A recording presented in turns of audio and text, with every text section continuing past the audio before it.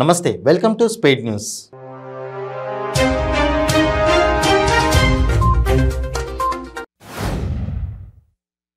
ప్రశ్నపత్రాలను leak చేసి విద్యార్థుల జీవితాలతో ఆటలాడుతున్నారని మంత్రి తలసాని శ్రీనివాస్ యాదవ్ ఆరోపించారు. ముషీరాబాద్ నియోజకవర్గ పరిధిలోని గాంధీనగర్ డివిజన్లో బీఆర్ఎస్ పార్టీ ఆత్మీయ సమావేశంలో మంత్రి పాల్గొన్నారు.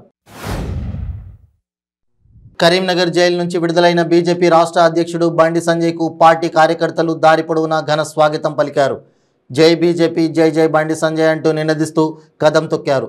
పలు చోట్ల బాణసంచా పేలుస్తూ నినాదాలు చేస్తూ సంఘీభావ ర్యాలీ నిర్వహించారు. బిజినెస్ పేరుతో మహిళల వద్ద నుండి లక్షలు కోట్ల రూపాయలు తీసుకుని ఒక మహిళ చేతులెత్తేసింది. స్వర్ణలత అనే మహిళ తమను భారీ ఎత్తున మోసం చేసిందని 14 మంది బాధిత మహిళలు వనస్థలిపురం పోలీస్ స్టేషన్లో ఫిర్యాదు చేశారు. సుమారు 50 మంది బాధితులు ఉన్నట్లు, అందరి వద్ద నుండి 14 కోట్లు తీసుకుని పరారైనట్లు వారు ఆరోపించారు. ఎల్బీనగర్ నుండి శంషాబాద్ ఎయిర్పోర్ట్ వరకు ఊబర్లో కార్ బుక్ చేసుకుని 2 గుర్తు తెలియని వ్యక్తులు ఎయిర్పోర్ట్ రోడ్లో క్యాబ్ డ్రైవర్పై కత్తితో దాడి చేసి క్యాబ్లో పరారైన ఘటన పాడి షరీఫ్ పోలీస్ స్టేషన్ పరిధిలో తీవ్ర కలకలం రేపుతోంది. హెలికాప్టర్ ప్రమాదంలో మృతి చెందిన నేవీ కమాండో చందక గోవింద్ పార్థివ దేహం ఆయన స్వగ్రామం చీపురుపల్లి మండలం పర్లకు చేరుకుంది. విశాఖలోని ఐఎన్ఎస్ కర్నలో నేవీ అధికారులు నివాళులర్పించి అనంతరం స్వగ్రామానికి తరలించారు. బాపట్ల జిల్లా ఆవిర్భావ సభలో తాను మాట్లాడిన మాటల్ని వక్రీకరించి సోషల్ మీడియాలో ట్రోల్ చేయడం బాధాకరమని బాపట్ల ఎమ్మెల్యే కోన రఘుపతి అన్నారు. ఒక రాజకీయ పార్టీ చేసిన వ్యాఖ్యల నేపథ్యంలో చరిత్రను గుర్తు చేస్తూ వివరణ ఇచ్చే క్రమంలో మాట్లాడిన తన మాటల్ని వక్రీకరించారని అన్నారు. నెల్లూరు రూరల్ ఎమ్మెల్యే కోటంరెడ్డి శ్రీధర్ రెడ్డి జలదీక్షకు అనుమతి కోరారు. చిన్న రహదారి కావడంతో ట్రాఫిక్ జామ్ అయ్యే అవకాశం ఉందని, నిత్యం వందలాది మంది రాకపోకలు సాగిస్తుంటారని నెల్లూరు రూరల్ డీఎస్పీ వీరాంజనేయ రెడ్డి తెలిపారు. నిన్న మొన్నటి వరకు మాంసం ప్రియుల నుంచి ముక్కలేనిదే ముద్ద దిగదు అనే మాట వినపడేది. కానీ ఈ మధ్య బిర్యానీ తినందే పొద్దు గడవట్లేదు అనే మాట బాగా వినిపిస్తోంది.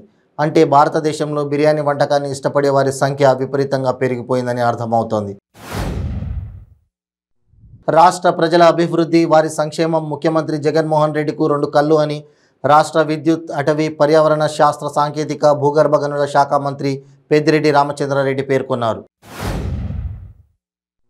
జగనన్న మా భవిష్యత్తు పోస్టర్ విడుదల చేసే క్రమంలో అధికార పార్టీ వైసీపీలో అంతర్గత విభేదాలు బయటపడ్డాయి.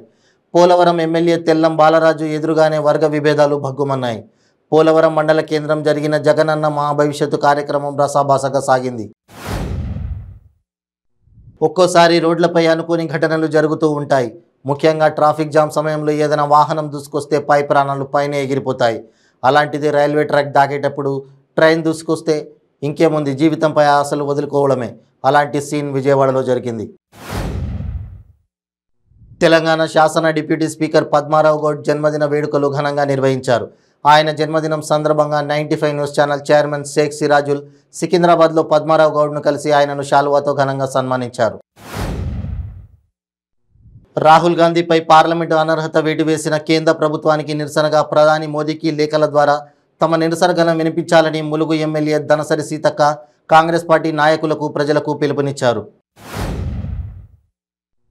భద్రాద్రి కొత్తగూడెం జిల్లా కొత్తగూడెం టీబీజీకేఎస్ కార్యాలయంలో రాష్ట్ర అధ్యక్షుడు బి వెంకట్రావు, ఎమ్మెల్యే వనమ వెంకటేశ్వరరావు విలేకరుల సమావేశం నిర్వహించారు.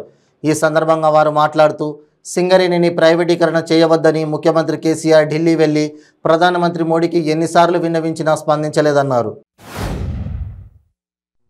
భద్రాద్రి కొత్తగూడెం జిల్లా Kothagudem ZP chairman Koram Kanakaiah camp కార్యాలయంలో జడ్పీ చైర్మన్ కోరం కనకయ్య విలేకరుల సమావేశం నిర్వహించారు. 4 సంవత్సరాలుగా పార్టీలో ఉంటూ ఉమ్మడి ఖమ్మం జిల్లాలో పిలిస్తే నేనున్నానంటూ స్పందించే నాయకుడు పొంగులేటి శ్రీనివాసరెడ్డి అని, అలాంటి నాయకుడిని బీఆర్ఎస్ పార్టీ పక్కన పెట్టిందన్నారు.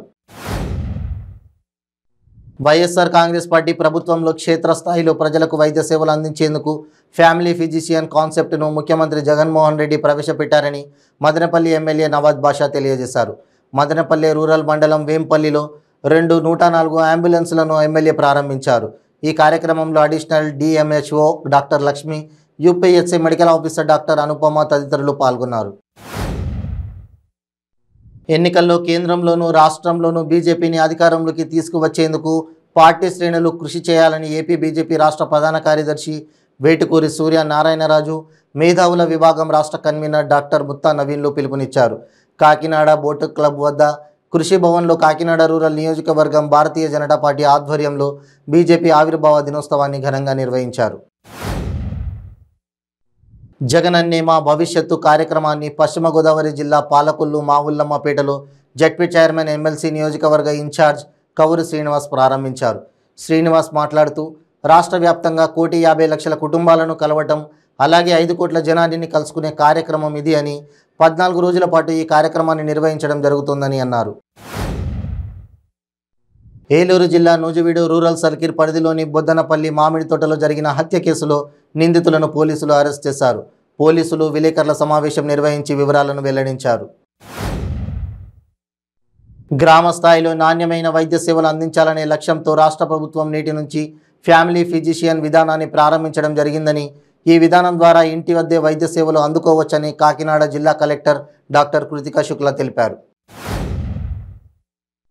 ఈ నెల 7వ తేదీ నుండి 20వ తేదీ వరకు జగనన్న మా భవిష్యత్తు పేరిట 14 రోజుల పాటు కార్యక్రమాలను నిర్వహిస్తున్నామని కాకినాడ జిల్లా వైసీపీ అధ్యక్షులు, కాకినాడ రూరల్ ఎమ్మెల్యే కురసాల కన్నబాబు తెలిపారు. కాకినాడ వైద్యనగర్లో గల కాకినాడ రూరల్ ఎమ్మెల్యే క్యాంపు కార్యాలయంలో జగనన్న మా భవిష్యత్తు కార్యక్రమ వివరాలను తెలియజేసేందుకు మీడియా సమావేశం నిర్వహించారు.